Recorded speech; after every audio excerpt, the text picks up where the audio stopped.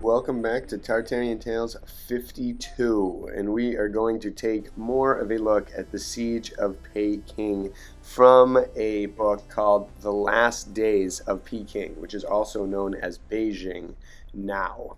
So this Forbidden City is also pretty intense. I was talking to you all during the premiere of the last video, and someone reminded me that Trump visited the Forbidden City, Tartar City, back in the day with President Xi. And so I've got some clips of that. I've got some photos from a few different books. I've got some old Periscope footage to show because there really is something fascinating about all this and about the timeline and about the power of these buildings, this architecture, this pretty much last stronghold city, which was just infested by nasty war tactics of the Allied forces, the people that the countries that we have come to love just have a nasty past, and what they did to China, Tartary, all these things is really sick under the guise of opium wars and what else. They just basically baited this country into starting a war that they could convince the people was worth it and justified, and it definitely was not for what they did to so many innocent, amazing people. But this view right here today is from some of the Allied forces who took over. They smoke opium in the city. They see all these artistic treasures. Very cool things and descriptions of these temples when they were, I believe, pretty much in their prime before the place was taken over. And so a lot of great insight, a lot of great visionary kind of input, and I think you all are going to really like this. So take a look. And it's also curious why Trump went here with President Xi, why they're smiling. They seem to have an absolutely amazing time. How many other world leaders from America were allowed into this city? Would stumbling, bumbling, pathetic Biden be allowed? Absolutely not. So hopefully it's a sign of some kind of something unifying the past and hopefully bringing history back, because those scenes are actually pretty interesting. The intricate antiques and artworks that you see with Trump and Xi is also fascinating. There's something here that we're missing. Hopefully stuff is about to turn for the better, but who knows in this world where nothing ever really makes sense. So let's see what we can do here. Take a listen to this. I think you all will really like it. Here we go. The Last Days of Peking, The Temple of the Lamas, Chapter 7. The Temple of the Lamas, the oldest sanctuary in Peking and one of the most curious in the world, contains a profusion of marvelous work of old Chinese gold and silversmiths and a library of inestimable value. This precious temple has seldom been seen, although it has been in existence for centuries. Before this year's European invasion, access to it was strictly forbidden to outside barbarians, and even since the Allies have had possession of Peking, very few have ever gone there. It is protected by its location in an angle of the Tartar wall in quite a lifeless part of the city whose different quarters are dying from century to century as old trees lose their branches one by one. Going there today on a pilgrimage with the members of the French legation, we find that we are all there for the first time. In order to reach it, we first cross the eastern marketplace, 3 or 4 kilometers through a sunless and desolate Peking. A Peking that bears the marks of war and defeat, and where things are spread out for sale on the filth and ashes of the ground. Some matchless objects, transmitted by one generation of mandarins to another, are to be found among the rags and old iron. Ancient palaces, as well as the houses of the poor, have emptied here some of their most astonishing contents. The sordid and the marvelous lie side by side. Here some pestilential rags, there a biblet 3,000 years old. Along the walls of the houses, as far as one can see, the cast-off garments of dead men and women are hung. It is a place for the sale of extravagant clothing without end, opulent furs from Mongolia stolen from the rich, gay costumes of a courtesan, or magnificent heavy silk robes which belong to great ladies who have disappeared. The Chinese populace, who have done 100 times more than the invaders in the way of pillage, burning, and destruction in Peking. Yeah, okay. The uniformly dirty populace, dressed in blue cotton with squinting evil eyes, swarm and crawl about, eagerly searching and raising a perfect cloud of microbes and dust. Ignoble scoundrels with long queues circulate amongst the crowd, offering robes of ermine or blue fox, or admirable sables for a few piasters, in their eagerness to be rid of stolen goods. So here you get a glimpse of the prejudice, the hate, the absolute just insanity with which the mindset of these people were towards these amazingly innocent people who posed absolutely no threat to them ever. But yet they have so much hate, and that's terrible, because that's what's still being bred today, this nonsense. All right, here we go. As we approach the object of our journey, it grows more quiet. The busy, crowded streets are gradually succeeded by streets that have perished of old age, where there are no passers. Grass grows on the thresholds and behind abandoned walls. We see trees with branches knotted like the arms of the aged. We dismount before a crumbling entrance which seems to open into a park which might be a ghost walk, and this is the entrance to the temple. What sort of a reception shall we have in this mysterious enclosure? We do not know, and at first there is no one to receive us, but the chief of the lamas soon appears, bowing, with his keys, and we follow him across the funereal park. With a violet dress, a shaven head, and a face like old wax, at once smiling, frightened, and hostile, he conducts us to a second door, opening into an immense court paved with white stones, completely surrounded by the curious walls of the first buildings of the temple. Their foundations are massive, their roofs curved and forked, the walls themselves awe-inspiring on account of their size, and hermetically sealed. And all this is the color of ochre and rust, with golden reflections thrown on the high roofs by the evening sun. The court is deserted. The grass grows between the paving stones. On the white marble balustrades in front of the closed doors of these great temples are ranged prayer mills, which are conical thrones made of bronze and engraved with secret symbols, which the priests turn and turn while murmuring words unintelligible to men of our day. In good timing with the video, because I think that's what it is right there. In old Asia, which is our ancestor, I have penetrated to the heart of ancient sanctuaries, trembling meanwhile with indefinable anguish before symbols whose meaning has been lost for centuries. Sadly, this kind of anguish has never been so tinged with melancholy as tonight, standing before this row of silent prayer mills in the cold, the wind, the solitude, the dilapidation of this court, with its white grass-grown pavement and mysterious yellow walls. Young lamas appear one after the other as noiselessly as shadows, and even lama children, for they begin to instruct them quite young in the old rites, no longer understood by anyone. Yikes. They are young, but they have no appearance of youth. Senility is upon them, as well as a look of, I know not what, of mystical dullness. Their gaze seems to have come from past centuries and to have lost its clearness on the way. I wonder why. Whether from poverty or renunciation, the yellow gowns that cover their thin bodies are faded and torn. Their faces and their dress, as well as their religion and their sanctuary, are covered, so to speak, with the ashes of time. They are glad to show us all that we wish to see in their old buildings, and we begin with the study rooms, where so many generations of obscure and unprogressive priests have been slowly formed. By looking closely, it is plain that all these walls, now the color of the oxidized metal, were once covered with beautiful designs in lacquer and gilt.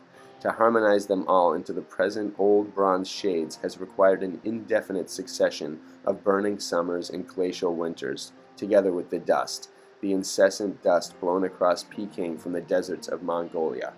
Their study rooms are very dark. Anything else would have surprised us, and this explains why their eyes protrude so from their drooping lids. Very dark these rooms are, but immense, sumptuous still, in spite of their neglect, and conceived on a grand scale, as are all the monuments of this city, which was in its day the most magnificent in the world. The high ceilings are supported by lacquered columns. There are small seats for the students and carved desks by the hundred, all arranged in rows and worn and defaced by long use. Gods in golden robes are seated in the corners. The wall hangings of priceless old work represents the joys of nirvana. The libraries are overflowing with old manuscripts, some in the form of books and others in great rolls wrapped up in colored silks.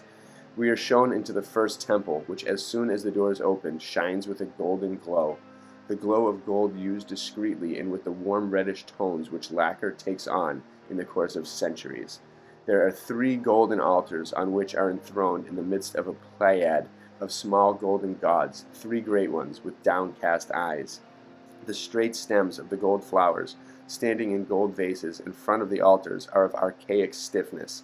The repetition, the persistent multiplication of the same objects, attitudes, and faces is one of the characteristics of the unchanging art of pagodas, as is the case with all the temples of the past.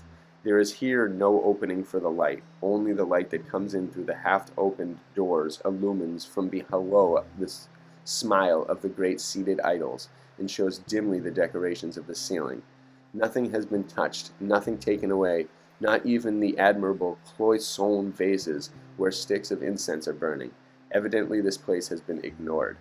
Behind this temple, behind its dusty dependencies in which the tortures of the Buddhist hell are depicted, the lamas conduct us to a second court, paved in white stones, similar in every way to the first, the same dilapidation, the same solitude, the same coppery yellow walls. After this second court comes another temple, identical with the first, so much so that one wonders if one is not the victim of an illusion. The same figures, the same smiles, the same gold bouquets and vases of gold, a patient and servile reproduction of the same magnificence. After the second temple there is a third court and a third temple exactly like the two others, but the sun is now lower and lights only the extreme tips of the faience roofs and the thousands of small monsters of yellow enamel which seem to be chasing one another over the tiling. The wind increases and we shiver with cold. The pigeons in the carved cornice begin to seek their nests, and the silent owls wake up and begin to fly about. As we expected, this last temple, possibly the oldest, certainly the most dilapidated, is only a repetition of the other two, save for an idol in the center, which instead of being seated and life-sized is colossal and standing. The gold ceiling rises from about half the height of the statue into a cupola, also gilded, which forms a sort of box enclosing the upper part of the figure. To see the face, one must go close to the altars and look up between the rigid flowers and the incense burners. It then looks like a titanic mummy in its case, with a downcast look that makes one nervous. But on looking steadily, it exercises a sort of spell. One is hypnotized and held by that smile, so impartially bestowed upon all this entourage of dying splendor, gold, dust, cold, twilight, ruins, silence. So this guy is a great writer, although he's a bit of a jerk with a lot of the mentality that led to this these disastrous decisions and wars of nonsense that nobody wanted, and they can just casually just take over what is once considered the most marvelous city in the world. They just, without any remorse, they just take it over, seize control, no respect for anything. Surprised they've even kept the items in here this long, and they haven't been shoveled into private hands, which is most likely where they are all now, sadly. So the next chapter is about Temple of Confucius, which I'm going to skip in exchange for number 9, which is on page 147, and I definitely recommend checking this book out. A lot of good gems in here, a lot of great descriptions of things that are lost to time. Like this guy says, he knows they're gone. He knows how ancient they all are, and it's like they don't care. It's like their new history that they're part of, this cult that they're all part of, the Allied Forces, just has them so brainwashed to thinking that even the most innocent people are pure evil. The most spiritual people are just disastrous and terrible. It's absolutely sickening. But here we go. This chapter is kind of interesting because the dude takes an opium blast, and he now is in the palace with all kinds of ancient things, and he starts to understand. It's kind of very interesting. So here we go. Chapter 9, 147. It is dark when I reach my dwelling place. The fires are already lighted in the subterranean furnaces, and a soft heat rises through the thick yellow carpets. We feel much at home and quite comfortable now in this palace, which at first seemed so dreary to us. I dine, as usual, at a small ebony table which is lost in the long gallery, so dark at either end, in company with my comrade Captain C, who has discovered new and wonderful treasures during the day, which he has spread out that we may enjoy them for at least an evening.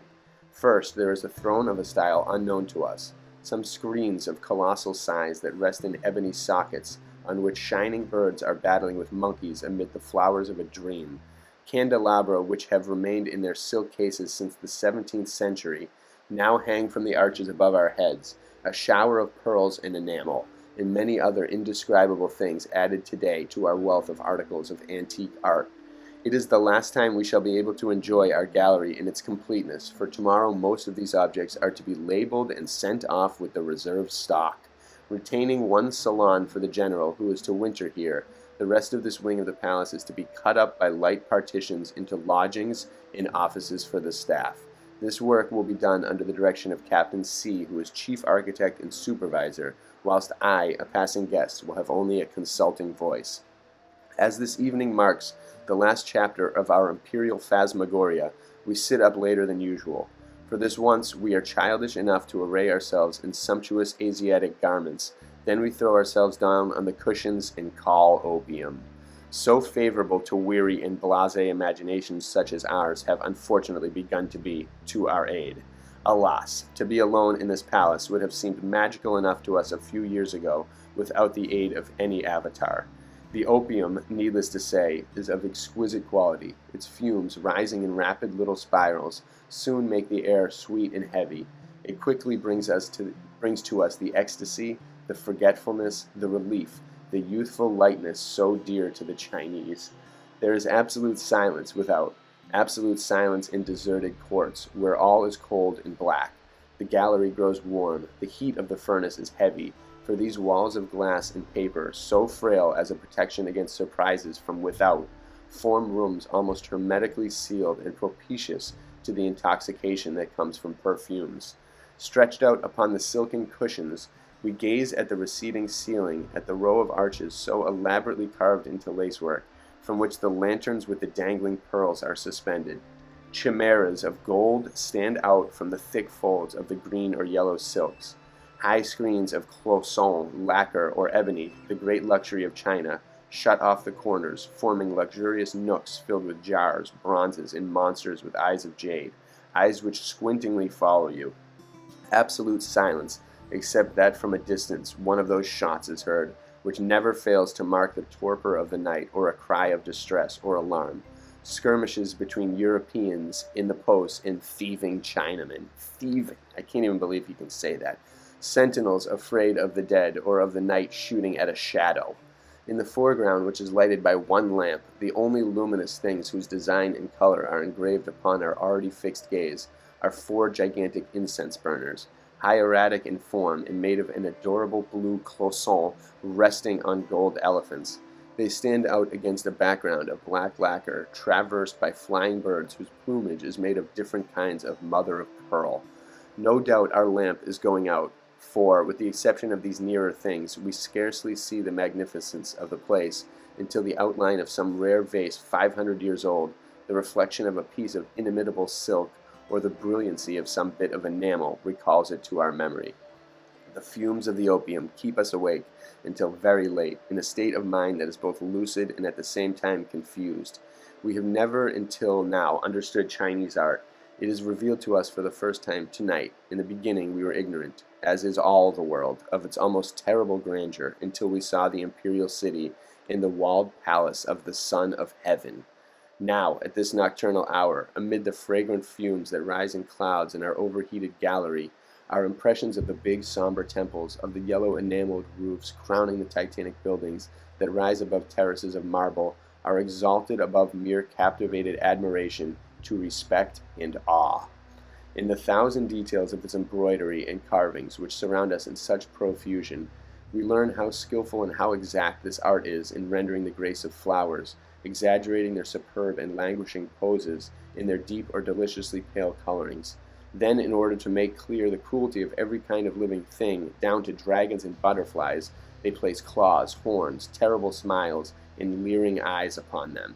They are right. These embroideries on our cushions are roses, lotus flowers, chrysanthemums. As for the insects, the scarabs, the flies, and the moths, they are just like those horrid things painted in gold relief on our court fans. When we arrive at that special form of physical prostration which sets the mind free, disengages the astral body, they say at Benares, everything in the palace as well as in the outside world seems easy and amusing. We congratulate ourselves upon having to live in the Yellow City at so unique a period in the history of China, at a moment when everything is free and we are left almost alone to gratify our whims and curiosity. Life seems to hold tomorrows filled with new and interesting circumstances.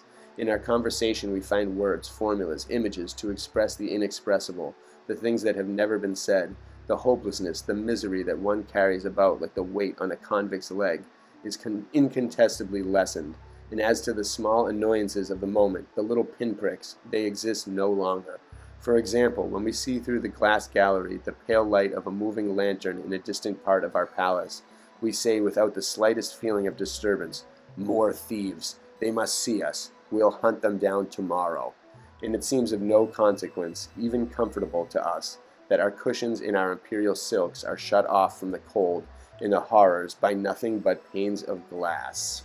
What an intense perspective of people basically given the power to seize an entire city and given the power to basically destroy anyone because they've taken over it, and they're even in their high states they're noticing the mastery, the awe, the fact that things are looking at them, the spirit, the feeling, the everything. They're noticing that all these things were once covered in gold and metals, and that they probably most likely had a purpose.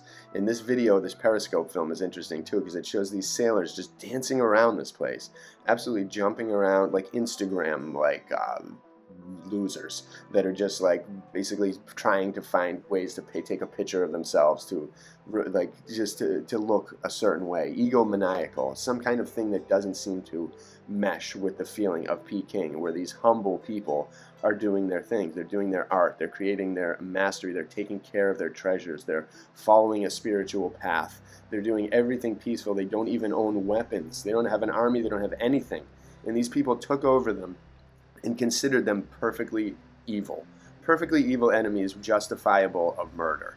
And they convinced them all of this. And who are the people that convinced them of this? Using opium as the avatar to get into these people's minds, to make them think a certain way. It's definitely, you get the vibe that all these allied forces were just like the puppets, guaranteed, of some other force that was just like that was giving the decisions to do these things, like take over, eradicate, take all the treasures, bring them into other places, completely take over the country, pillage them, put a dent in their racial memory, eradicate their history, do everything you can to just eliminate the magic of this pretty much last remaining city of the old world that offers a glimpse of what it once was like to be in the miracles of these ancient places without the ego of modern man destroying every single aspect of reality like it is now.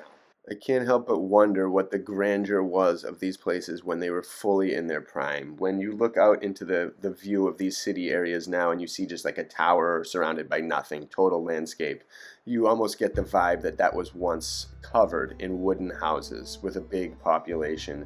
As time grows, you can't go thousands of years without having a giant population at some point, and it's so easy to torch houses. And I mean, all the atom bombs dropped in Nagasaki and Hiroshima just leveled the places with fire. There wasn't an explosion that blew up the whole thing. It was fire that ravaged all the wooden cities and left nothing but ash. It's so easy to do that in our present time, and it's so easy to forget and just sweep it away and be like, oh, there was nothing here. These are all fresh trees. These trees have been here forever. Ah, ha, ha, ha. Blah, blah, blah. It also makes me wonder about Tibet, and maybe it's just the fact that its location in the middle of the mountains was what kept it safe for all these years, whereas nothing else was allowed to keep it safe. And also makes you wonder about the Iraq, the destruction in the Middle East. How recent was that on our timeline in accurate reality? How long ago were they living in their giant kind of Babel-like structures before this same force convinced everyone that it was right to destroy it? Or did they just do it in secret?